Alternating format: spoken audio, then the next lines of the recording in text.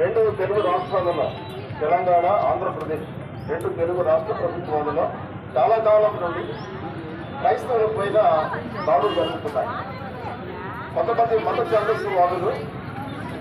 క్రైస్తవులు భారతదేశంలో ఉండడానికి వీల్లేదని, వెంటనే భారతదేశం నుండి ఈ క్రైస్తవ జనసమూహం అంతా కూడా తరలి వెళ్లిపోవాలి అని, క్రైస్తవులను చాలా త్వరలో రెండు రాష్ట్రాల క్రైస్తవ సమాజాన్ని సర్వనాశనం చేస్తామని, ఒక మందిరాన్ని కూడా ఈ రెండు రాష్ట్ర ప్రభుత్వాలలో ఉంచమని, ఒక సేవకుని కూడా ఈ రెండు రాష్ట్రాలలో మేము ఉంచమని శబదాలు చేసినప్పటికీ, శబదాలలో భాగంగా క్రైస్తవ సేవకులను చంపుతున్నప్పటికీ కూడా ఇప్పుడున్నటువంటి ప్రభుత్వం కానీ గతంలో ఉన్నటువంటి ప్రభుత్వం కానీ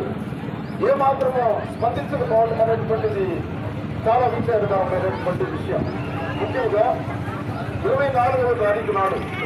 ఉదయం 11 గంటలకు ప్రపంచవ్యాప్తంగా దేవుని సేవ చేస్తూ సువార్తను ప్రకటిస్తూ